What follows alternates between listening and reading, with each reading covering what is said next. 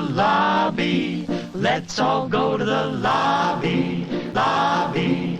Let's all go to the lobby to get ourselves a treat. Hello, horror hounds, and welcome to Now Slaying, an It Slays podcast production where we break down the latest and greatest in the world of horror. I'm your not-so-humble host, Colton. I'm Rowan. And it's Gill. And today on the show, we're going to be discussing NOSFERATU, which was released Christmas Day, December 25th, 2024, exclusively in theaters. And of course, we couldn't discuss this without Gill, because it just doesn't feel right to discuss horny horror cinema without herself or Mike present. So let's kick things off the way we always do on Now Slaying. Gill, I want to know, were you looking forward to NOSFERATU? Oh, hell yeah. I was looking forward to NOSFERATU. It was probably like the one thing I was looking forward to. In life or? In the last, half of the year.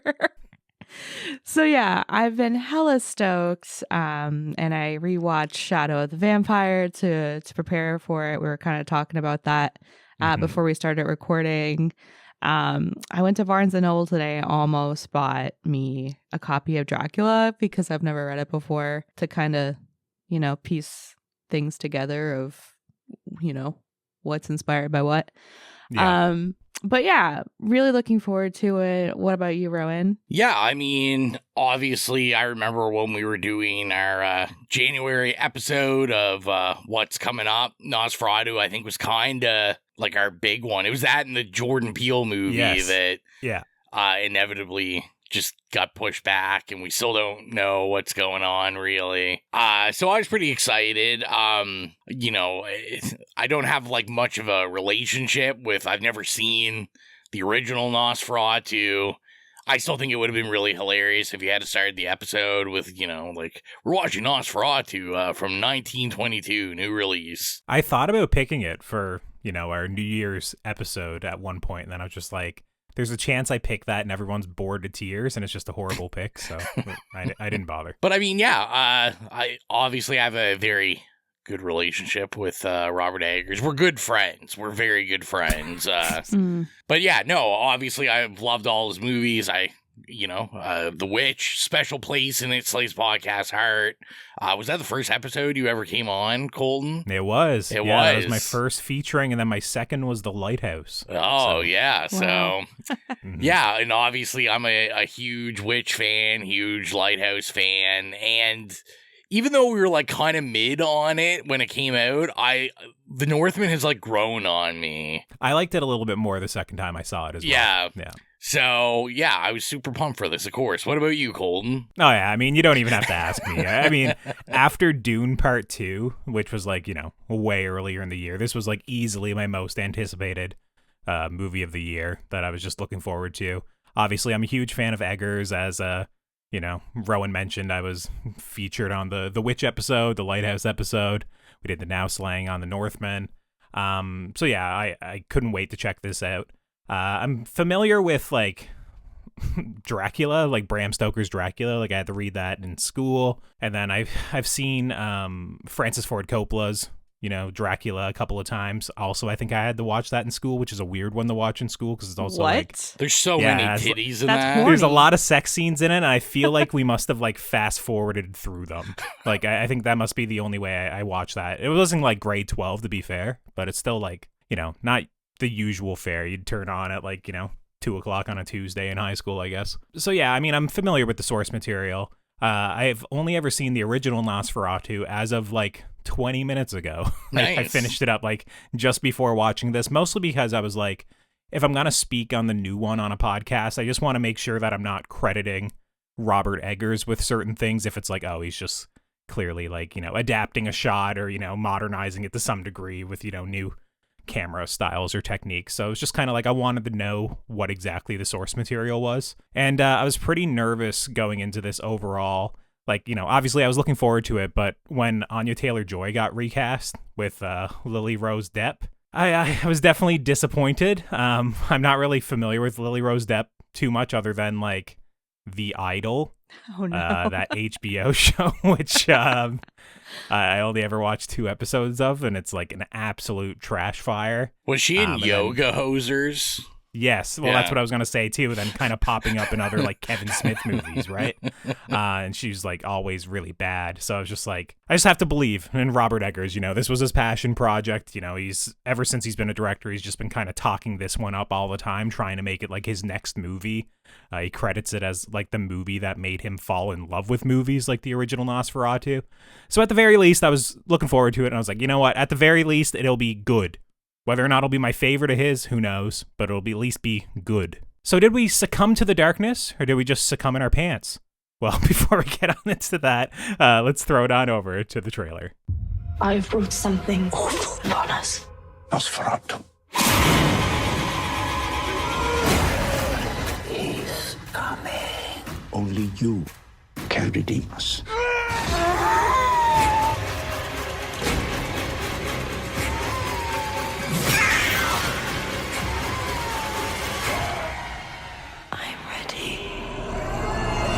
Nosferatu, rated R, only in theaters Christmas Day. Special engagements in Dolby and IMAX. What you just heard is from Nosferatu, written and directed by Robert Eggers, and the story is as follows. A gothic tale of obsession between a haunted young woman and a terrifying vampire infatuated with her, causing untold horror in its wake. Now here on Now Slang, we like to keep things relatively spoiler-free up front before getting into the more in-depth spoiler-filled discussion. So in this section, we will not be discussing, you know, the specifics of this adaptation's plot or any scenes in detail or, you know, perhaps most importantly, Count Orlok's design.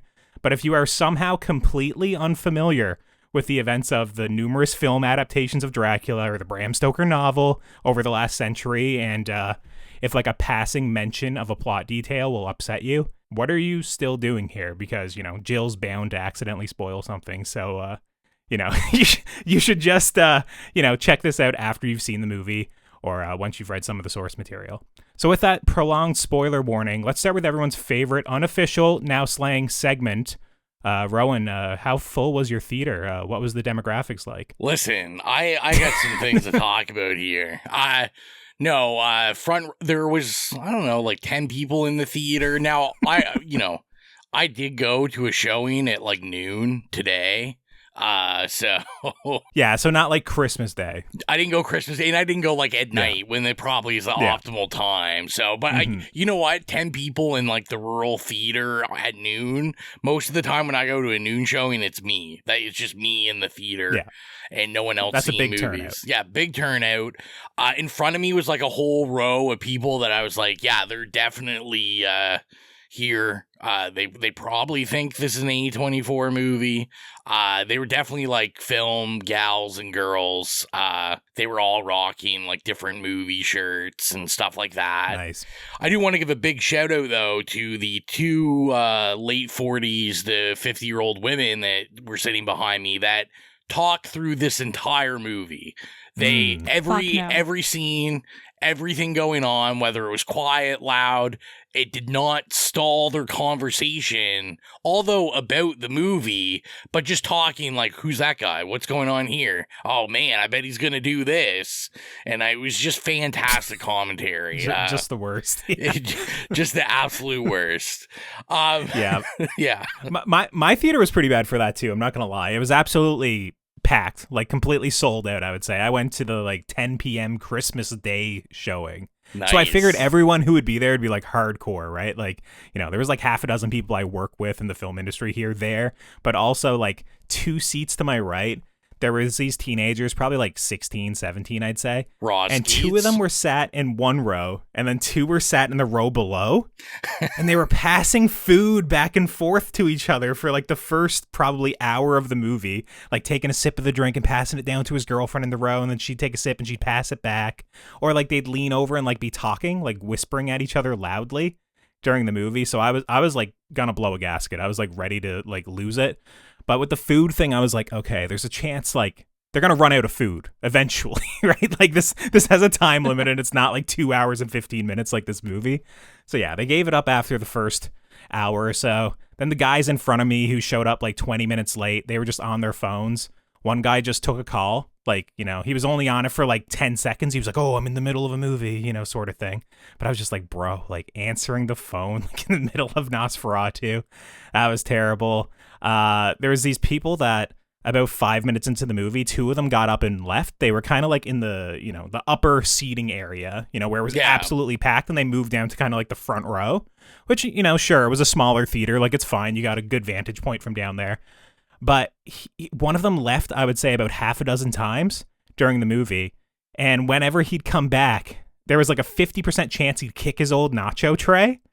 So he'd kick it and it would start like rattling and shit. And then he'd be like searching around for it in the dark. And like, oh my God, it was just a terrible audience. So the fact that I was able to get into the movie at all was a small miracle, because I was literally like wanting to scream at people for at least half the movie. Yeah, it was pretty terrible. Did you check this out on Christmas Day, Jill, or did you go Boxing Day? I can't remember what you said when you were going to go see it. Yeah, I went on Boxing Day, and what are those Americans like? So I went to like a 7:45 showing, and I live in the US, so normally I go to Regal theaters. There's a nice one by me, and it's usually pretty chill. But I went with friends, and we went to an AMC, which is not my like favorite theater to go to. Yeah. But we went there. It was a smaller like theater, like that it was actually in. So there weren't that many seats, and they were kind of like older looking seats. But there weren't that many people there actually. Okay. But we had seats like right in the back, and I did experience a little bit of a irritating moment. And I'm like a super Karen when it comes to not acting right in public and being a pain during a movie. Like I will say something. Okay. I was like, as long as you're not the person acting up or like the Karen that's just talking the whole movie, like, okay, like say something. No. Yeah. Jill's all over that typical white women behavior. No, so. because it really grinds my gears, because I feel like our generation, like, we really revere the experience of going to movies and sitting down and enjoying it. Like, you don't talk, you know? And not to sound like an old grandma, but like the newer generation clearly does not have that respect. And oh my God, it drives me nuts. But anyways, so I went with my friends. They were sitting behind us because when we got the tickets, we were like confused. So anyways, they were like right behind us. But like when the movie started, 3 kids, like I was at the end of the row, they came over and like walked into my row, walked past me. There's only 2 seats between me and the next person there. So these 3 kids sit in 2 chairs because the person sitting next to me had a girl sit in her lap. And I was like, oh, hell no. like I am not. And they were like kind of like towering over me. And I was just like uncomfortable.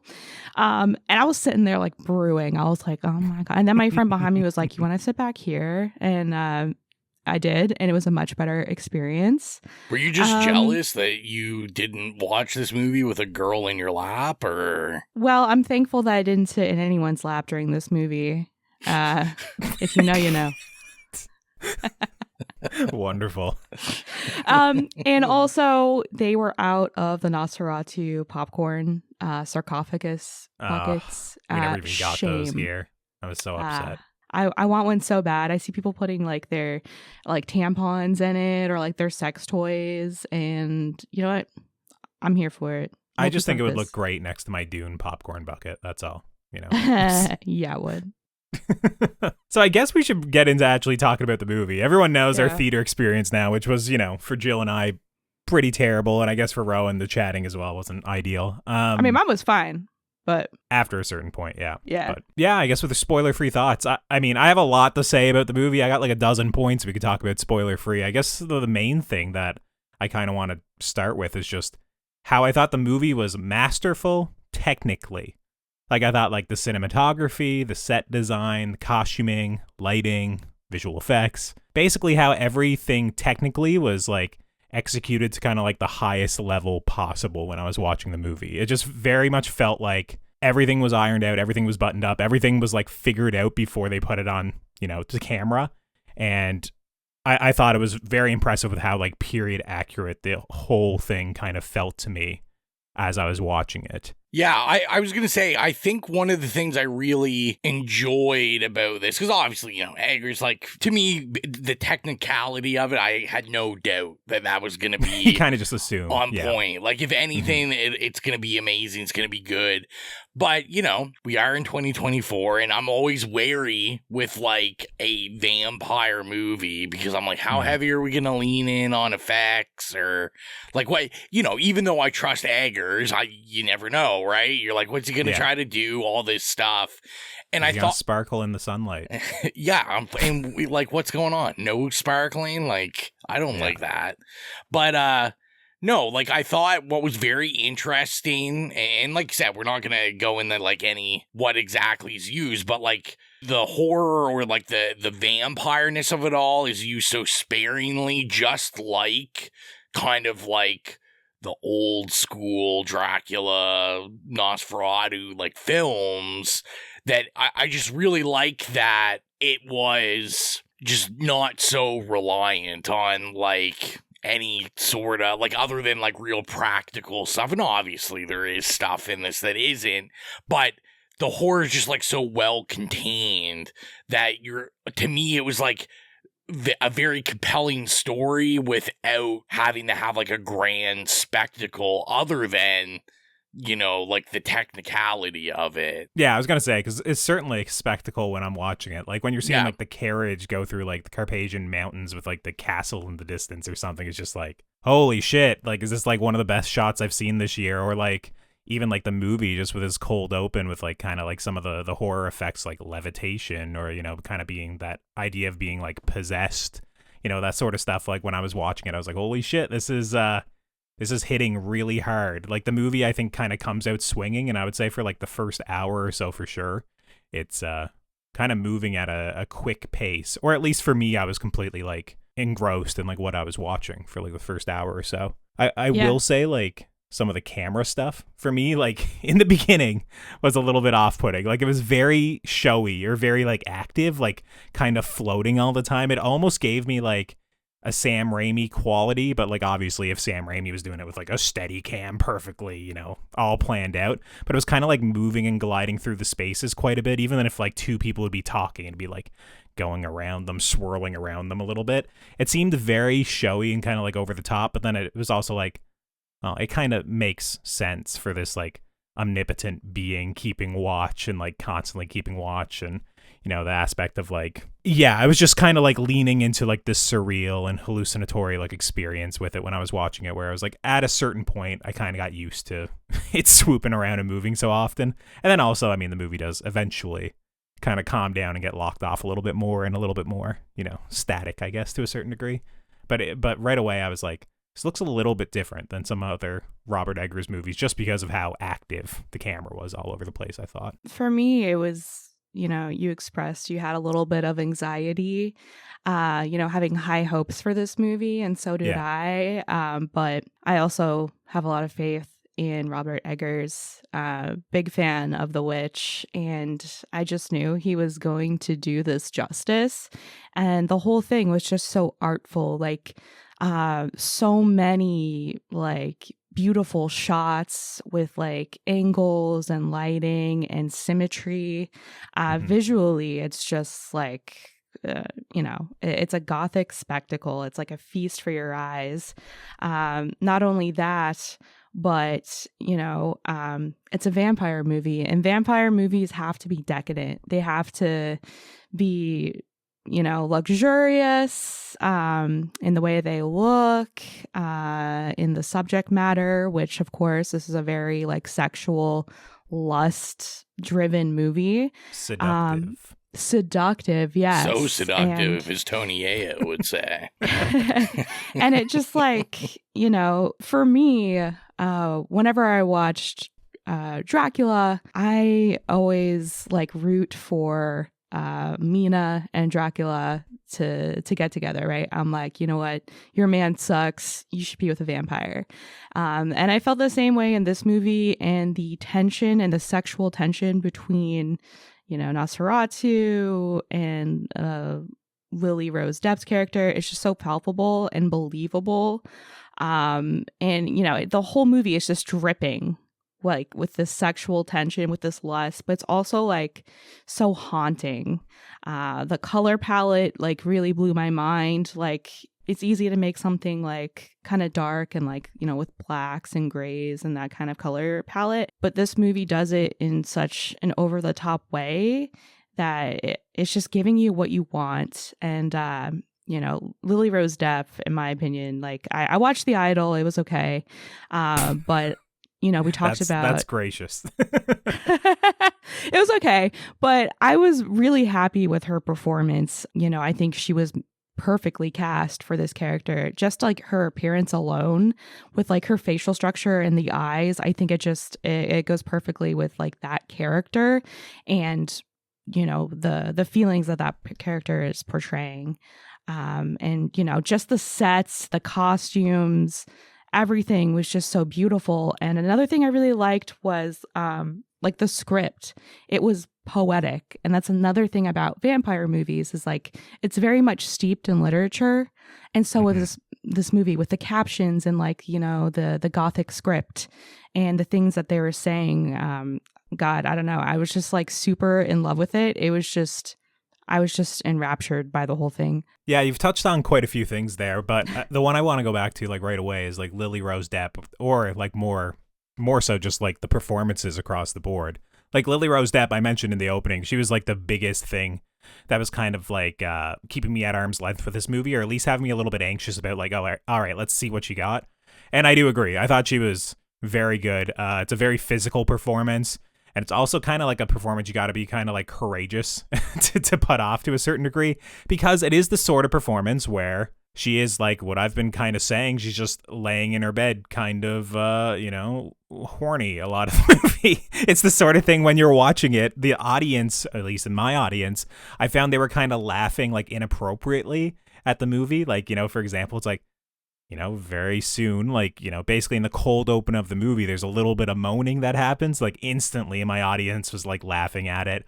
Or like there's a scene later on where she's like, I must go to him. He is coming. He is and like she can't even like say coming, you know, like without like basically climaxing herself. It's the sort of thing where like in the hands of a lesser filmmaker or a movie that's not like treating the entire narrative so seriously, it would definitely like fall flat and be like, oh my God, this is way too much. But kind of like Robert Eggers, like letting it breathe and like also just treating it seriously, I think balanced it out enough where I was like, okay, it was a little bit much at times for sure, but you know, she was really good in the role. But like, you know, Willem Dafoe in this, just having the time of his life, like absolutely loving it. There's a scene that like, I won't say like the specifics, but it's the sort of thing when I saw the scene, and it's like this larger than life performance, kind of like monologue sort of thing, you know, up in front of everybody.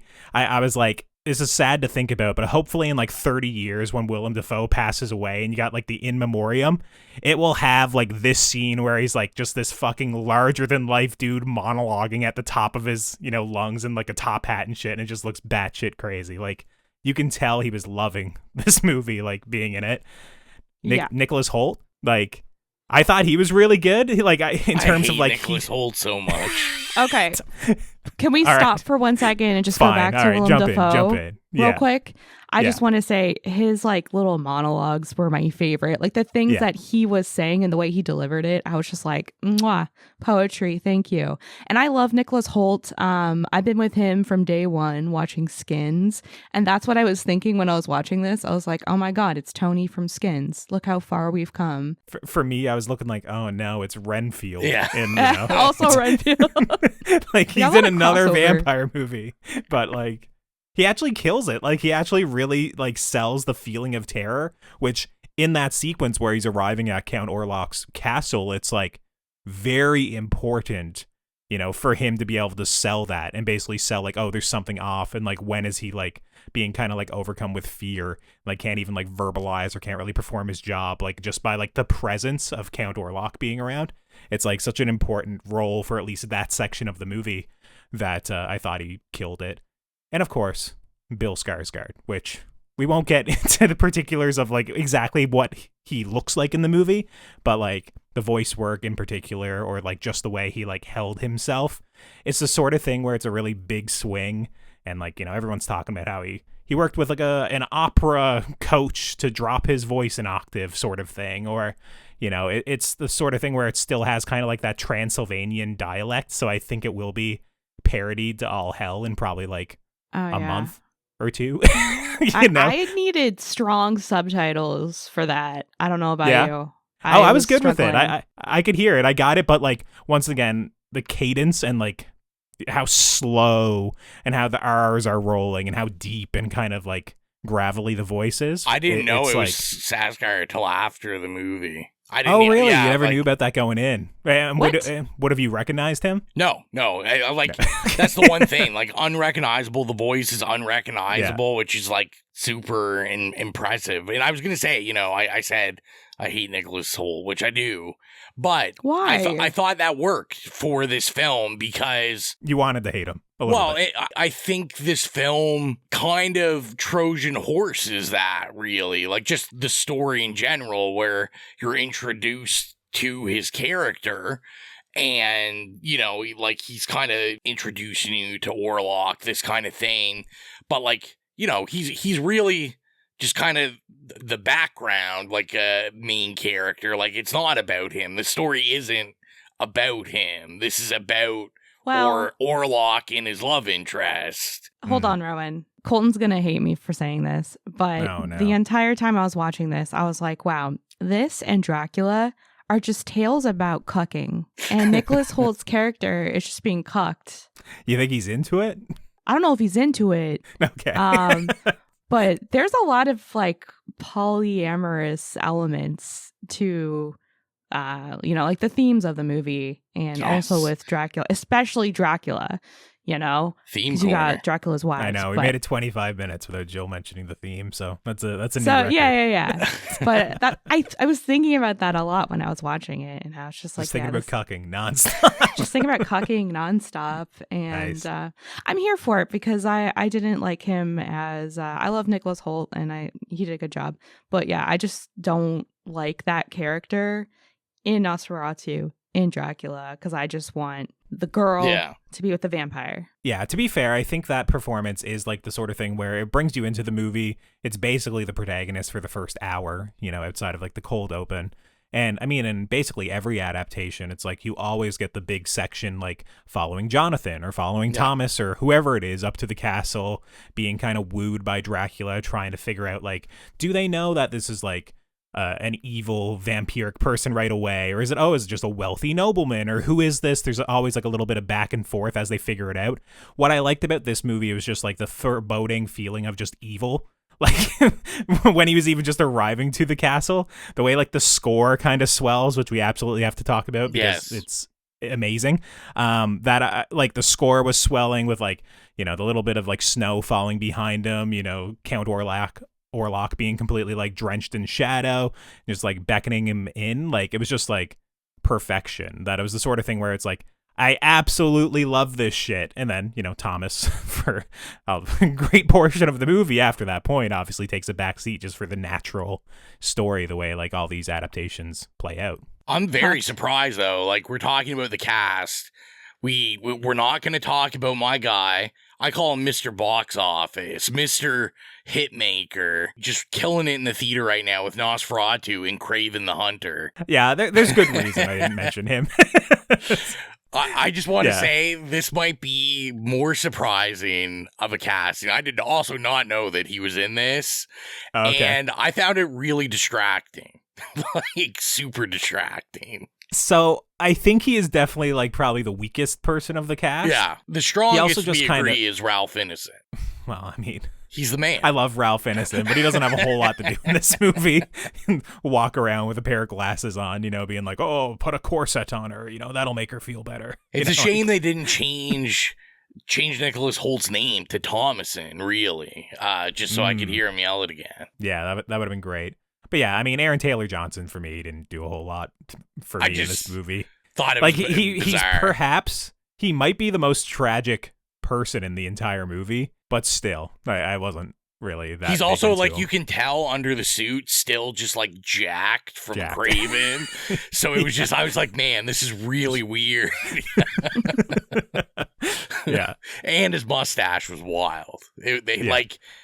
I've never seen a possibly worse fake mustache. What was funny was when I was watching the 1922 version, that character actually looks just like Aaron Taylor Johnson in this movie, but just not buff, obviously, you know, like, but like the way he's dressed, the hair, the mustache, everything, it looks just like him. So I was like, okay, that's great. Awesome. Yeah, but in the 1922 version, it's also like, it's not him and his wife, it's him and his sister, which is a bit strange. Oh, yeah. Very good. That's a sister and his wife. I guess we've just been talking about a million different characters, but we also didn't talk about Knock, who is like the Renfield of this movie, like the Simon McBurney character. I thought this guy was crazy. Like, I missed it. This is really stupid. But I kind of missed the hint, like the very first time he's in the scene as kind of like Thomas's boss. Like I missed that he was involved, or I missed like who that was.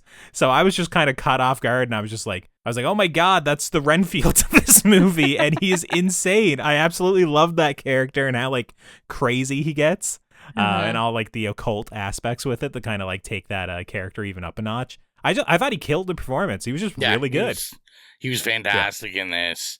I did want to say, too, bring it back a little bit, just because I remember Gill bringing it up, and I was like, I got to flag that. But, you know, you were talking about just, like, the overall gothic look of this. And I was thinking, like, how difficult that actually is to pull off. Like, I think people underappreciate, like, I think about all the, not just vampire movies, but, like, horror movies in general, like, the gothic aesthetic that gives something that feel can go like left field so quickly and like look so cheesy and just look real camp real quick. And like I think it's like a real skill to make it look so artful in this. Because, you know, I think about even something like Fantastic, like, you know, Lugosi's Dracula or something. Like, there's still a camp to that, right? Like, with, you know, the fake bats and just, like, the sets just being more of, like, a play, but just, like, so extravagant where even though everything's extravagant in this, it feels really lived in. And also, you know, a word I haven't heard anyone bring up yet that I thought about just the entire time is Eggers. I don't know if it's a good eye to have. You might make you a fucked up person, but just so good at making things so bleak and just so like depressing. Yeah. Like, just like a really, really good job at that in this. I agree. It kind of just conjures this mood throughout it where it is just bleak and hopeless and, you know, depressing for a lot of it. Gill, you were saying something there. Just like the attention to detail, like, you know, going back to like the sets and all the technical work and everything. But yeah. Yeah, the sets were incredible. It was the sort of thing where a lot of the time, unless it was completely drenched in shadow, which there are some sets that are just like very dark for good reasons. It was the sort of thing where like obviously people would be talking in the foreground. We're supposed to be watching them and their performances. But I was like looking into the background of like, I don't know, things pinned to the wall or like, oh, the Christmas tree getting put up in different stages, you know, as it grows because it's, you know, it's a Christmas movie, of course. Or like dust just gathered in places, which a lot of times for me when I'm watching a movie, I don't really notice dust, but I notice when like costuming looks too pristine and it kind of annoys me a lot of the time. But when I was watching this, I was like, oh my God, like even the sets legitimately look lived in. And whether that's not, you know, maybe it was just sitting there for a week gathering a bit of dust and they never bothered to dust it because it's more realistic, or if it, you know, if it was an actual choice. It was the sort of thing where it just literally didn't look like sets. It just looked like houses and streets and, you know, even like elaborate shots that were in the trailer, such as like, you know, shadows going over great places. It all looks really good as well. Whether I don't know how they do that. Maybe it's miniature work or just CGI, but a lot of this, like basically everything in the movie didn't, it just all looked authentic. It didn't ring hollow to me at really any point, which was great. You know, it's not often you see a movie nowadays and it just doesn't feel cheap just from the visual effects alone. This is a horror movie, you know, or at least to some degree. How do we feel about the kills? Did you guys like, were the kills and stuff throughout the movie vicious enough? You know, were they brutal? Did anything scare you throughout it? Maybe not the specifics of what it was, but like, how did you guys feel about it overall? Because we've talked about this romanticism or like, you know, this lustful nature of the movie, but you know, were you guys disturbed at any point? I mean, for me, I don't know if disturbed is the word. Unsettled? I don't even know. Unsettled. Startled? I mean, I think it gave me the feeling they wanted you to give, like, even though, you know, as we keep referencing, like, you know, the traditional, like, Dracula, Nosferatu story, like, at this point in time, it's like very, like, even if you've never seen any Dracula movie, like, more than likely you kind of know the beats of it, and like that. I found it was interesting because not only is this playing out kind of beat by beat how I predict, but I always feel like, oh, well, I'm kind of like waiting for Eggers to do something, and, you know, does he not? Maybe we'll talk about that in the spoiler section. But just that alone kind of kept me on the edge of my seat with this, because I'm just like, okay, like, you know, where is he going to take these threads? Is he going to really lay this out just kind of as the classic literature? Is he going to take me on this like twist and turn? And the filmmaking is so competent that it's got me enticed. So maybe entice is a better word than unsettled. But like, I definitely felt even the use of horror, how they use horror in this is just so kind of unique, and you don't really see, like you said, it's a lot of like shadow stuff. Like it's a lot of untraditional stuff people, especially now, wouldn't be used to being used to invoke fear in the people. That's kind of my thoughts about it. Like, what about you, Jill? Yeah. So this being a horror movie, I also, you know, to me, it's also very romantic and very gothic, and it's kind of plays on all of those three threads mainly. But like you said, it's not, you know, there's not like crazy kills and things like gore and things like that. But that's not really what I'm looking for in a Robert Eggers type of movie. You know what I mean? He plays on like atmosphere and building a very like dreadful mood, which he definitely achieves. And then tying that in with like, you know, the haunting gothic aesthetic, as well as the romance. And there were a couple of like jump scares too, which I did not expect, honestly. I agree. Yeah. And that was enough to like throw me for a little bit of a loop. But yeah, I feel like Eggers showed some restraint by not going ham with all that stuff, and I kind of, you know, agree with that decision. But what do you think, Colton? Yeah, I think this one, it is a little bit more traditional in some respects, because you do mention jump scares, and there are like moments that just kind of fit the traditional horror beats where you're like, oh, you know something's coming. There's this foreboding energy He is in the coming. scene as you're watching it, and it's, you know, yeah, it's coming. And of course, it's like, you know, the music kind of swells at the right moment, and it is kind of horrifying. I actually think about like just like the cold open, which we'll get into, because I'm actually not a huge fan of that in some respects, but in terms of it like having a jump scare or eliciting like horror or fear, I would say, like just to start the movie off, I think it is really effective in creating kind of like this unnerving little setup with like how everything plays out, and kind of like the magic and the mysticism of what's happening on screen. I thought was really well done. And there were a couple of like sudden kills or like moments where I was like, oh, I didn't expect them to kind of go that hard with this specific effect. That kind of caught me off guard. Now, was I scared? No. Like, did my audience scream or anything at any point? No. But I did think there were some like effective moments of horror, and a lot of the times for me it was like kind of elevated by the score, which the score by Robin Carolyn, who, as far as I know, they've only done one other thing, which is The Northman. I thought this was like incredible. It was the sort of thing when I watched this movie, I thought it was the same guy who scored The Witch and The Lighthouse, whose, you know, name I'm forgetting right now. I usually know it. But it was the sort of thing when I was watching this, it was like so perfect and just hit all the notes of like, oh, it's kind of romantic here. Now it's kind of depressing. Now it's, you know, oh, now it's even a little bit silly at times or adventurous at times, that I was kind of shocked with like how many different moods he was able to convey throughout this. And it was killer. Like, there's a couple of tracks that like specifically I'm like, this is like some of the greatest work I've heard this year. Like, you know, specific moments. Is it a great one to throw on like in the background of your life?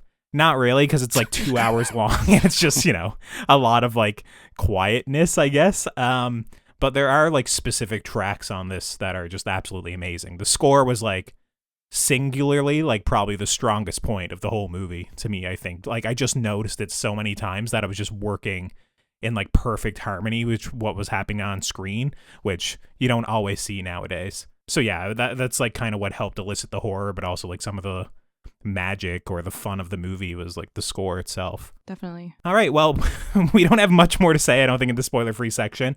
Any detractors or any things that you didn't really like about the movie? I will say specifically, without saying what it was, I was not a big fan of the Nosferatu character design. I think it's going to be quite divisive. And for me, I didn't like it at all. It was the sort of thing where it definitely just kind of kept me at arm's length with the movie for a lot of it. Like, that was maybe one of the reasons I didn't find it so scary.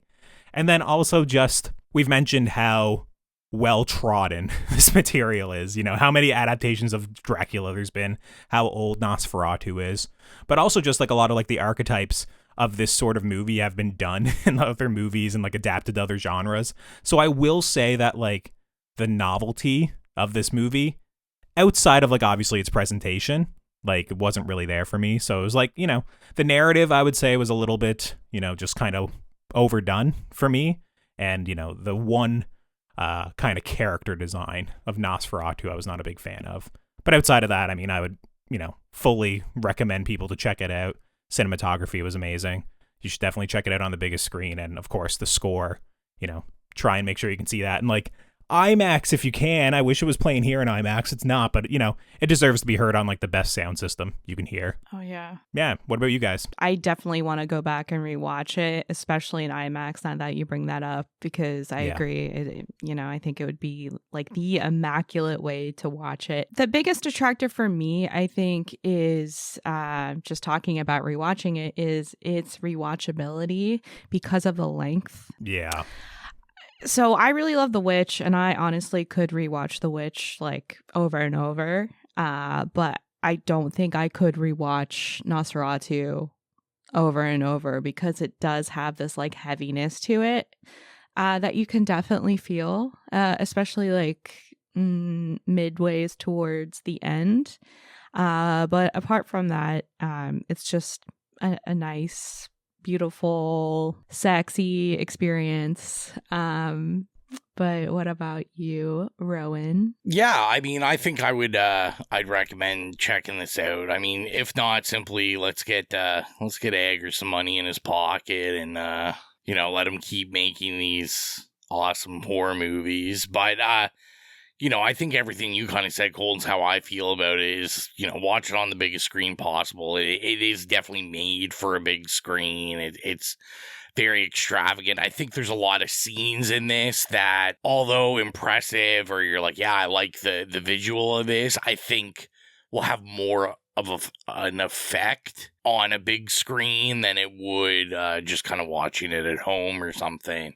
Like, I know, like, I went and saw this by myself, but like, you know, I'll probably try to figure out a time, take like X to go see it. I know like she's interested in seeing it, and I would, you know, normally stuff I'm doing for the show, you know, X is like, oh, I'll just check it out when it, you know, comes on video or something, and you inevitably buy it.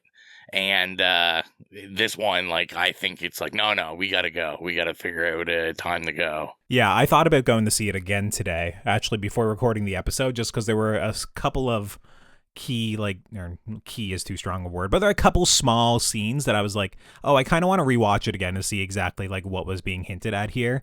It was just, like, the screenings today in my theater, like, didn't time out well. Like, if I would have went to the late afternoon one, I would have, like, bumped up too much against the recording and stuff, so I just decided to watch the old one instead.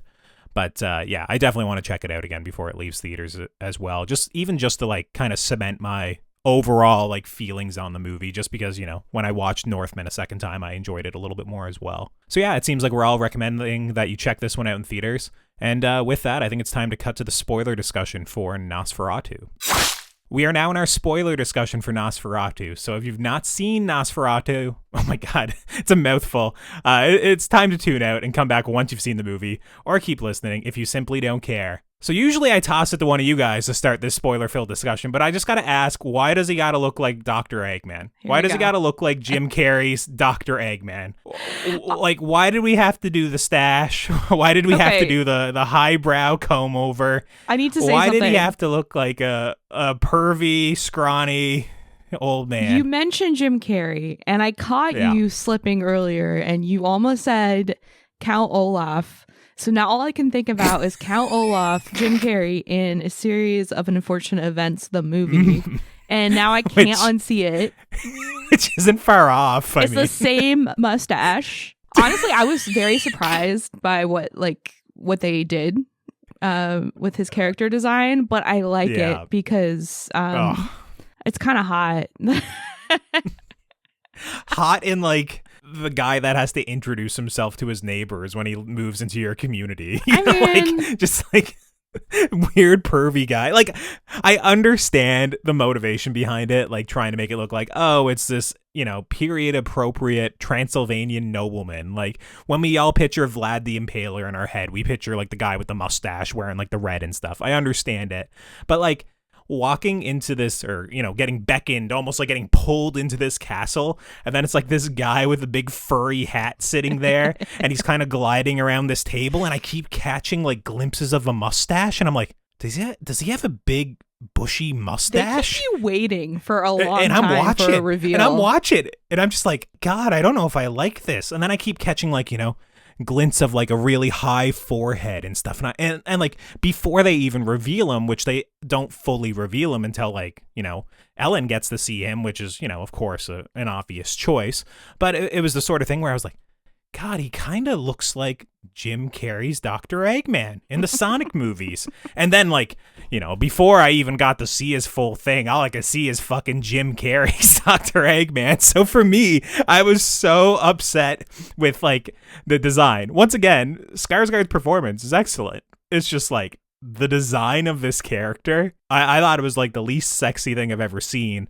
which we could even get into with, you know, how he skipped leg day and all that. Poor guy. I don't know why Robert Eggers had to do him like that, but I liked it. It was different. Like, they had to do something different this time. It was different, that's and for they sure. did it, and it was creepy, and it was arousing.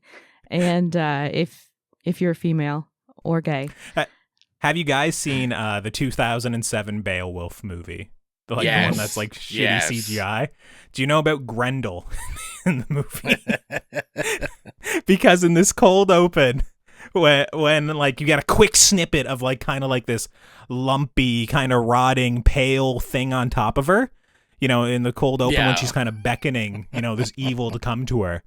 I was so caught off guard, I never even like kind of processed what it was, but like I was like, it looked just like Grendel from like the Beowulf movie, and it was so quick that I couldn't like even like I was just like, I couldn't even figure out what it was. I'm talking about the cold open, Jill, where like we're not with them long enough to see anything. It's just a quick snippet, but I was like, that's dirty. That was the image in my mind.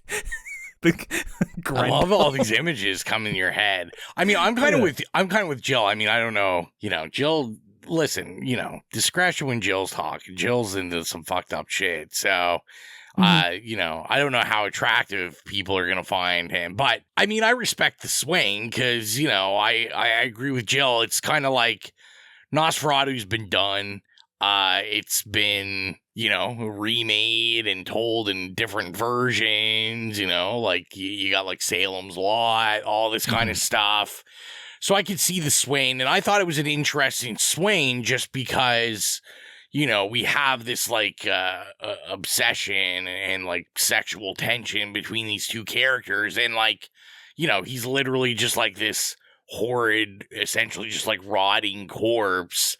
And it's just like, hell yeah. So I think it's that interesting, you know, vibe where you're like, okay, like, you know, this guy looks like this, but yeah, it's, you know, he's like all the bitches rotting love corpse, as he long has as it's to like be. not on his face. He has to he be still has to look kind of somewhat you know. disgusting, and he is, but they do it in such like a tasteful way. I feel. if girls and gays are listening to this, please back me up. Where's Mike? I haven't seen enough thirsting for him online, if I'm being honest. I haven't seen a whole lot. I think I've seen more of like my sentiment of like, why does he look like Dr. Eggman? We have different algorithms because I see it. Yes, for sure. Yeah, absolutely. So I mean, if we're talking about him, are we going to talk about Hanging Dawn or what? I was literally just about to pivot there. Yeah.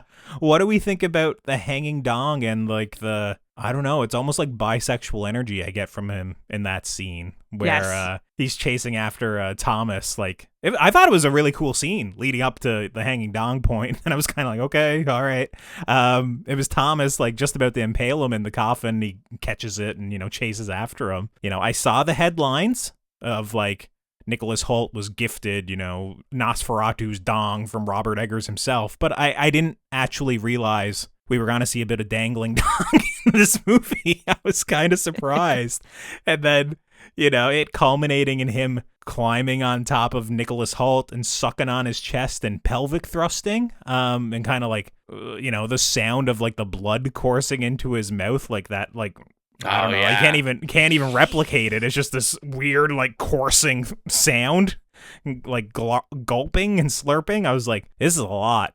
This is a lot to process on Christmas Day. It needed to be a little bit gay. Vampires got to be gay, and I it wasn't agree. gay enough Yeah. for me. But I'll take it. Yeah, that scene. Well, I mean, it's a scrawny, decrepit, naked guy, pelvic thrusting, sucking on another man's chest. I mean, it's something. To me, yeah, I also really like that scene because, yeah, of course, like, I mean, at the end of the day, it's a vampire movie. It's got to have that, like, bisexual energy to it. Yeah. And, I think it's interesting when you use those scenes and, we're making the joke of, hanging dawn or whatever, but to me, it also, I thought, treated the story well, too, on the fact that, like, we see him hang Dawn, but I thought it was interesting we never, like, we don't see him actually in the act of anything, like, sexual other than him sucking blood, but there is, like, those thrustings, and we get Limp Dawn. Every time we get Dawn, it's Limp Dawn, and I think it also kind of shows like the patheticness of like him as this creature where he yearns for her, all this kind of stuff. Oh, when he's it comes pathetic looking by the end of the movie. When it Absolutely. comes down to it, like when it comes down to it, he can't perform. Yeah. He's all he can do is just suck that blood. He's got to do a little dry humping to get there, if you will, because all he can do is suck that blood. Yeah, I'm not touching that with No, I wanted to tie something to that though. For real, to be serious. People, I have seen people talking about, is it sexual for Count Orlok, or is it only sexual for, I keep trying to say Ellen. And I think to me, when I was watching this, you talked a lot about like magic and like the different veins Eggers is kind of working in. And I saw a lot of folklore and kind of fairy tale kind of stuff in here, with Count Orlok kind of being this fairy king kind of character and like striking a bargain like with the contract and everything. It's like it's like a Faustian bargain or a fairy bargain, and they do lean into that, especially with like the like witchy nuns.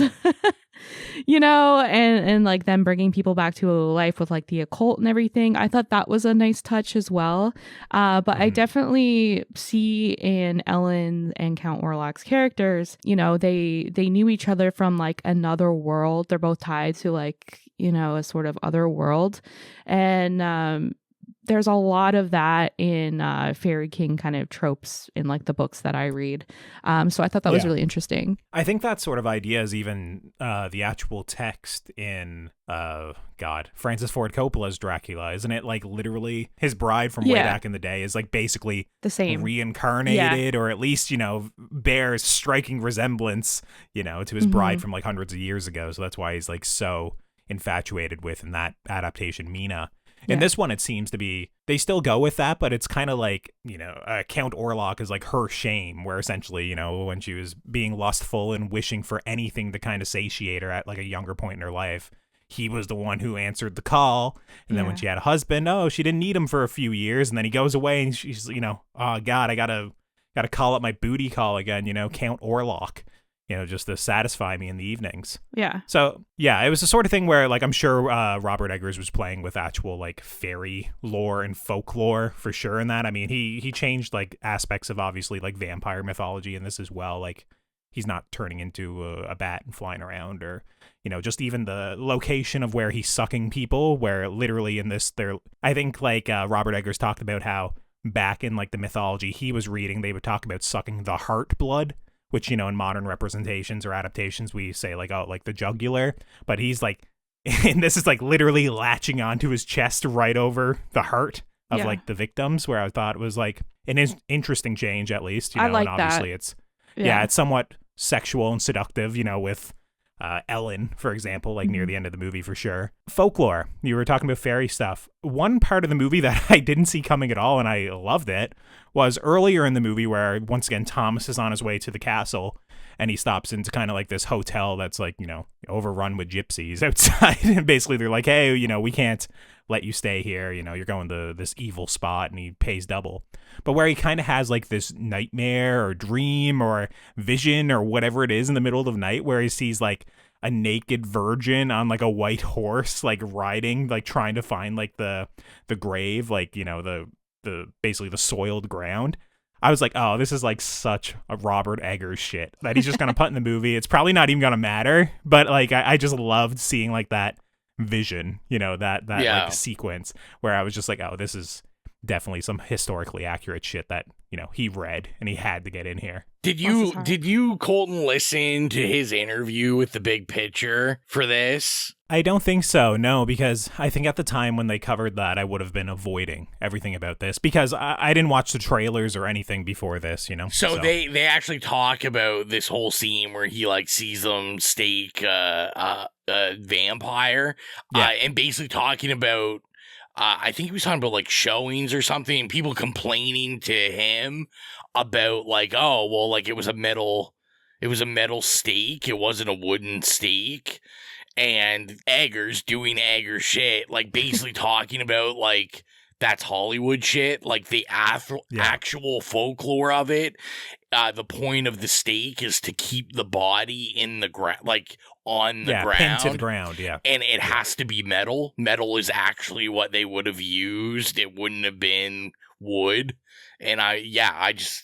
Like you said, it's just Eggers being Eggers, and it's awesome. Yeah, there's the one guy in the audience trying to actually Robert Eggers on this movie he's been envisioning in his mind for 30 years. I wouldn't want to be that guy. And I thought it was kind of interesting that also he was talking about, like, he put a play of this on in high school. Mm-hmm.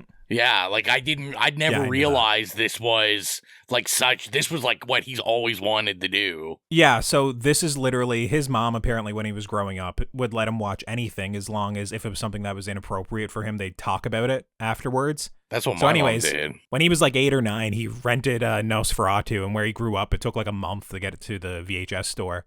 So he watched it, and he just became obsessed with it. And then, yeah, like you said, put on a high school production.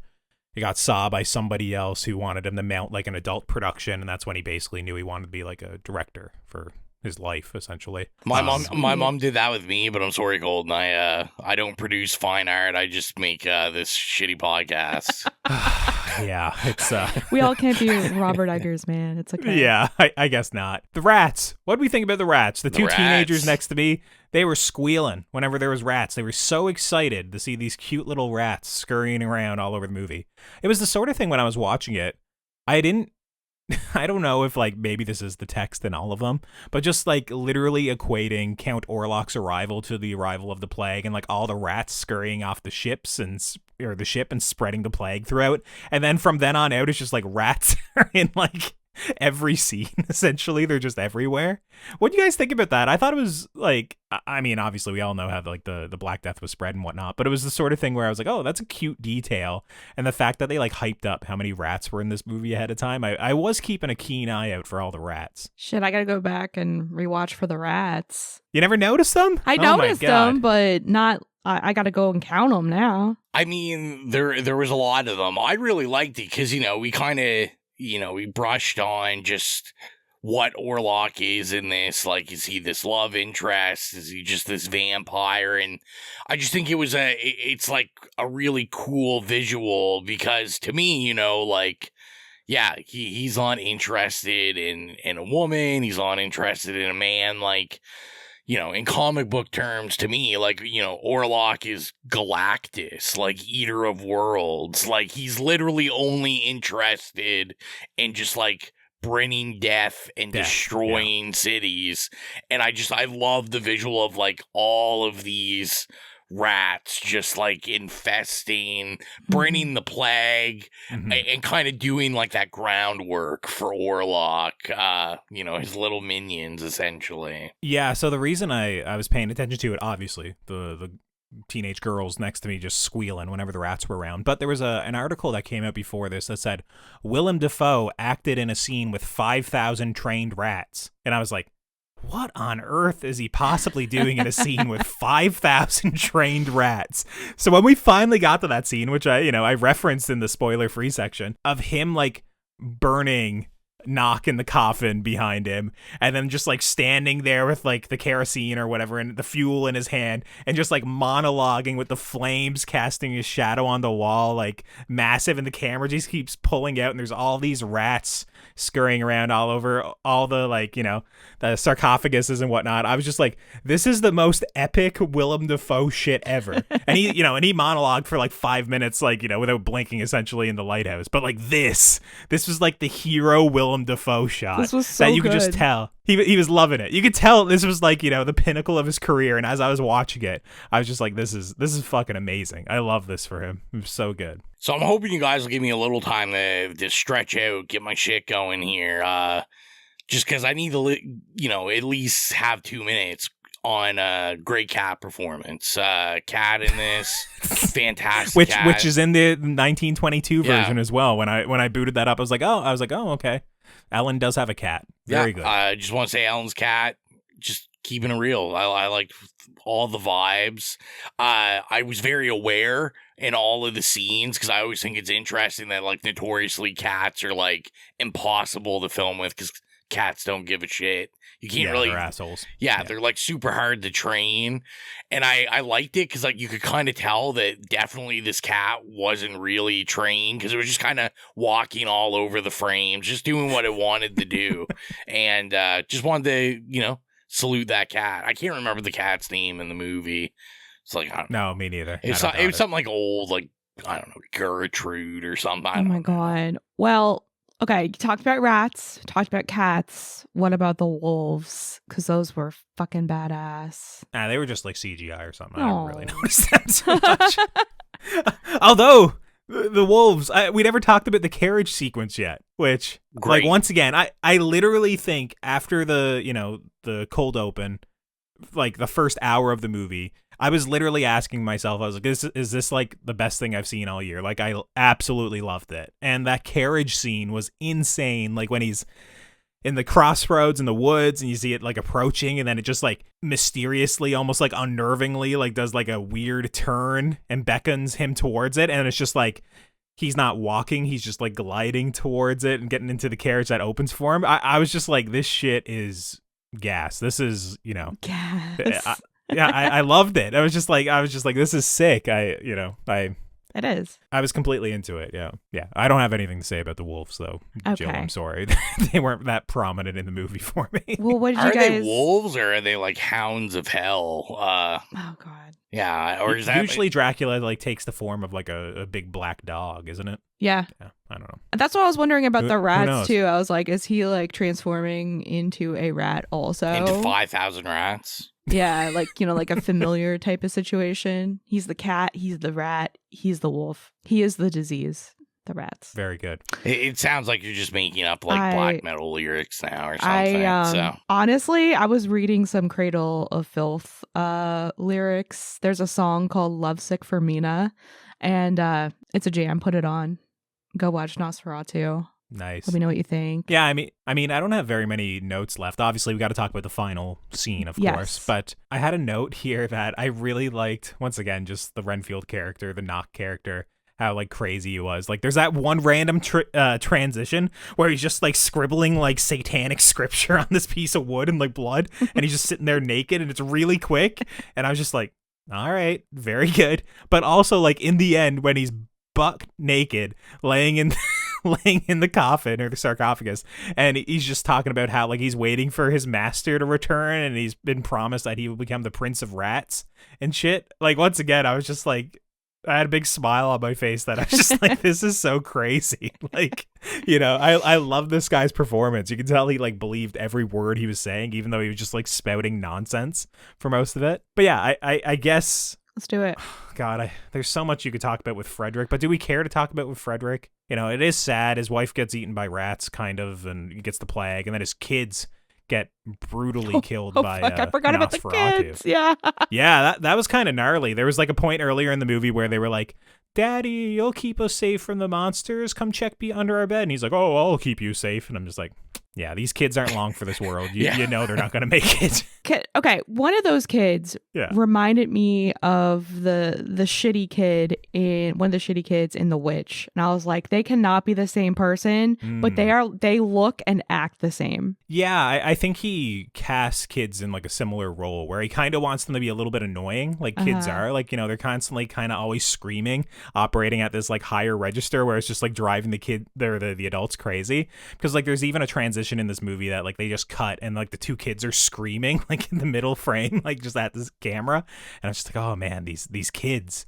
But yeah, I thought it was crazy when they go into the room at that one point, and you know, Count Orlok has them both killed, and he just like drops their corpses to the ground, like, you know. That was probably my favorite scene in the whole movie. Because to me, I was like, okay, like we're not fucking around. Like, Eggers is here to play. So fuck them kids. Yeah, so I guess getting to the ending, like it's all set up obviously with like this 3-day ticking clock where essentially it's like you have 3 days to basically, you know, succumb to me, to, you know, give yourself to me freely, essentially, or otherwise I'm going to just kill everybody in your life, essentially, and everybody in this town, and, you know, it'll just be, everyone will be dead, essentially. And I thought it was, like, interesting, basically, framing it a lot through, like, Frederick and his family, even though it did kind of get rushed a little bit, where it's like, okay, his wife dies from the plague, and then okay, his kids die from murder, and then like, oh, he's fine in the beginning of the day, but then he contracts the plague by the end of the day, and then, you know, he's doing some necrophilia.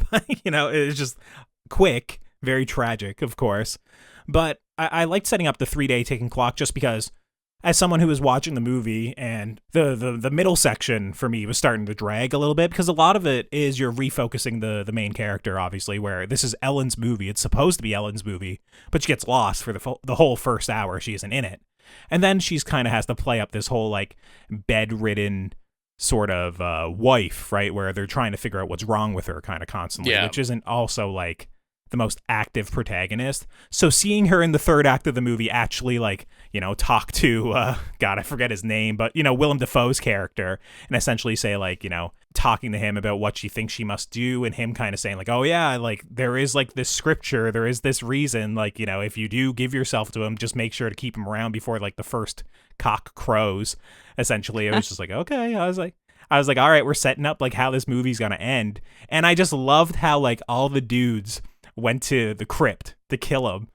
Meanwhile, you know, he just kind of snuck out the back door and he's gone, you know, to sleep with Thomas's girl, essentially. And, you know, the shot of Nicholas Hoult just running across, like, you know, trying to get the Ellen in time. Meanwhile, she's just like in the middle of getting down with Count Orlok was it was something. It was like, so it was kind of tragic, but also kind of funny, and then also like kind of epic. It was the way the movie was like ending. It was so good. That final scene, yeah, it was like everything. I thought the score, like specifically, like this is the track that I think is the best in the movie. It's called Daybreak, where it's like part gothic, part romantic, part melancholic. It has like this really like kind of this idea of like time running out throughout it. Like it keeps kind of like picking up the pace and whatnot that I just think is really effective. And of course that scene is just like crazy. Like, yeah, like her like succumbing to it, but then also like keeping him around, the idea of like her having too much blood in her for the whole movie, like keeping him there. And then obviously, you know, how it all culminates in his death with the sun coming up. I just thought it was incredible. I loved that like last sequence. I thought it was a very good payoff for the movie that you were sitting through. Definitely. Me too. Like, it's not going to end well. Historically, it never ends well for Dracula, Count Orlok. I was really hoping to have some version of Ellen and Count Orlok together, finally at the end, and you do get that before she turns it around on him and he dies. And the way that he dies, it is sad and it's bittersweet and it is kind of romantic. And I love that, Thomas shows up and it's tragic that she takes herself out as well. There's something just like so poetic about it. And, you talking about her shame earlier, talking about Count Orlok being a disease. And she just like sacrifices herself to kind of rid the world of that evil that she kind of conjured really by calling out for him in the beginning. Yeah, it's also this idea like of her like no longer being ashamed of it anymore, or at least bring it into the light. It's now going to be an aspect of her that like exactly, that people will remember alongside her. Yeah, that I thought was really effective. And also just like, once again, another gnarly horror effect of like all the blood like seeping out of every orifice of like Count Orlok there, like when he's finally dying. I thought was really effective as well. I thought altogether that sequence worked until we did the overhead shot and we saw, the poor guy just the diaper booty, chicken legs, all scrawny. That one last nut took everything out of him, just drained him. That's poor it. Guy. He's God. That's what men want when they say they want to be drained. Yeah, that's how we all want to go. Yeah. Desiccated. Just like Count Orlok. Yeah. Rowan, we've been talking. What do you think about this final sequence? This, the culmination of the movie. Yeah, I thought it was really well done. I'm glad to hear that Gill just rooting for the underdog, Count Orlok, just wants him to have his happy ending, but both literal and figuratively. But yeah, I thought this was really well done. The score was also something I really noticed in this part. The score's so good in this. It's so good. But yeah, like I think unlike you, I did like the overhead shot. Even if I gotta look at this little dried up diaper booty going on, it looked like Hank Hill's ass, just like the little small. Do you know what it reminded me of though? Like Lady Gaga's Bad Romance video where she has like the skull, like there's the skeleton, in bed with her when everything's like up in flames after they had sex. Oh, okay. Same thing. I'm not. Yeah, I mean, it's been ages since I've seen that video, so I can't remember. But I will say, like, joking, putting the jokes aside, of course, I did notice, like, how scrawny he was specifically from, like, the waist down. But, like, I did think, like, it was a really beautiful shot. And, like, obviously, there's the thematic of, like, the beauty, the destruction, the blood, the viscera, the love, all of it kind of mixing and intermingling. And kind of, like, when you're looking at it, like, it's hard to discern what is what, which I think is kind of like one of the main purposes of the shot, of course. But it was a great shot to end on. It's just, it's an easy one, once again, just to crack some jokes at. I can't wait to see SNL do this in like 2 months' time and just have like Nick Offerman playing, Nosferatu or some shit. Yeah, that's the sort of vibe that I was getting. No, man, that's not the vibe. Well, I'm just saying they're gonna ruin it for sure. Like they're gonna focus on just the mustache and that'll be it. Rowan, anything else you want to say before we get into reviewing this? No, I mean honestly, I think we've yapped on about it long enough. If we haven't convinced you to go see it yet, then we're just not good at our jobs, I guess. What about you, Jill? Anything else you one final word before we get into rating this? Any themes you want to talk about? Yeah, actually, the theme of female hysteria, which, again, Lily Rose Depp really plays it up. Like you said, a very physical performance. Yeah. And that's often linked to, like sexuality and repressed sexuality. Yep. And yeah, I just loved it. That's all. Literally, like where hysterectomy comes from, right? The term. Mhm. So, yeah, that's a common thing back in the old days for sure. Knowledge drop there, Colton. I know, right? You're so smart. You are.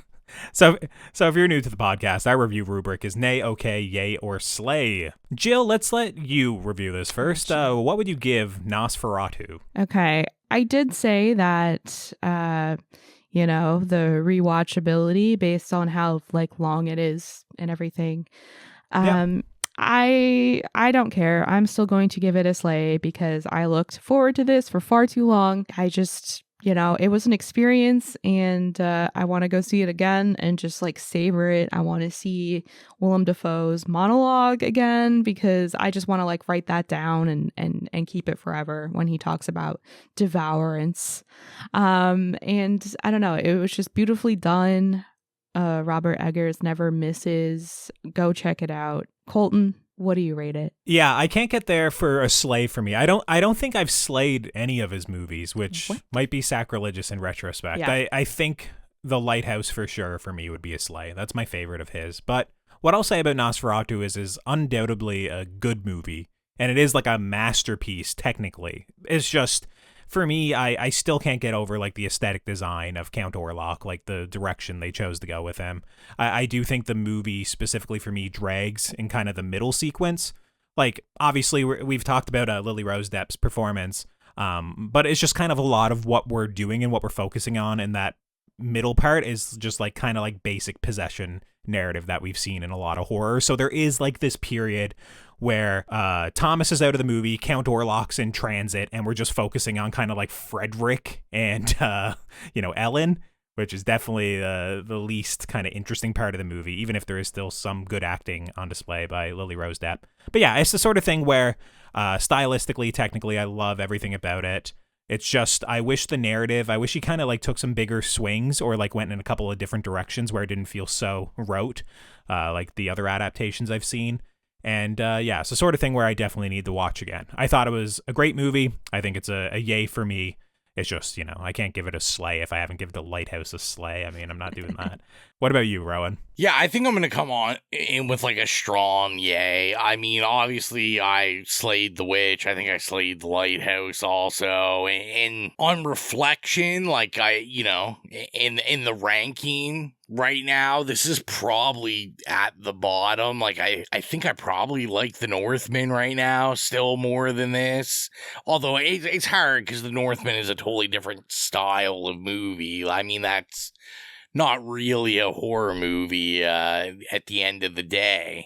But yeah, like to me, this just isn't as perfect for me as The Witch. I like a lot of the directions it went. I 100% agree. I think that middle part, not only is it like a basic possession narrative, but we're just doing a lot of the same things over and over again, and they're just kind of turning their wheels.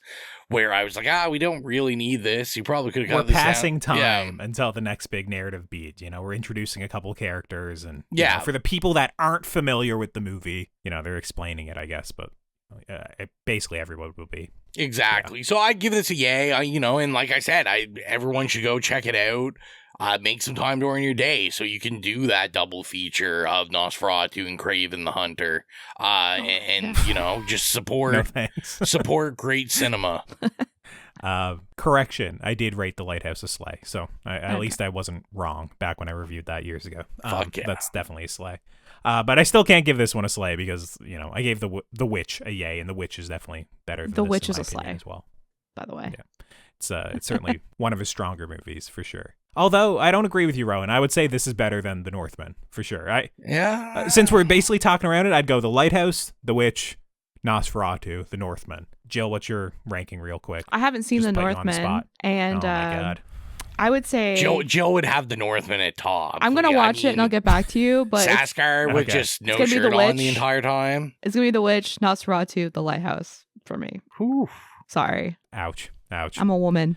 Well, If you're not doing so already, you can follow us on our socials at It Slays Podcast. We're on Instagram, Facebook, Twitter, Slasher, Letterboxd, Threads, Bluesky. If there's a social media, we're probably there at It Slays Podcast. And if you want to help support the show financially, like our horror hounds Holly, Nicholas, Patrick, Mark, Steven, Joy, Dan, Brian, Trevor, and James, gain access to the Patreon exclusive show Stream Screams, hosted by Gill, and get episodes of the main show 48 hours early. If Rowan ever edits them on time, be sure to head on over to patreon.com/itslayspodcast and choose whatever tier works best for you. Rowan, we've actually talked about the score on this episode. Yeah, we got to put something on there. Yeah, something got to make it. Probably Daybreak is the choice, but, you know, maybe give a listen to the soundtrack and see what makes the playlist. Or we'll just put a Cradle of Filth song on there for Jill. Thank you. For Jill, yeah. But yeah, you can go to Spotify to the It Slays Podcast Horrific playlist. If you have any problems finding it, you can go to any of the social media that Colton just mentioned. Go in the bio, click the Linktree link. It'll take you directly there. We upload scores or licensed music from horror movies we review, horror movies we just love, or just horror movies in general. So go follow the playlist, get your spooky music on, because why the hell not? And next time on the show, we're currently in the process of figuring out the look ahead at all the horror releases in 2025 episodes. So that'll likely be out a little bit, you know, after this episode is released. But for our next normal episode, it's kind of looking like maybe Wolfman, which I'm hoping will be good. I don't know if the trailers have looked good. I have seen those trailers, but that's hitting theaters in January. So, you know, keep an eye out for Wolfman. And with that, I think that about wraps things up for this episode. So until next time, I'm Colton. I'm Rowan. Bye, it's Jill. And as long as you keep listening, we'll keep slaying.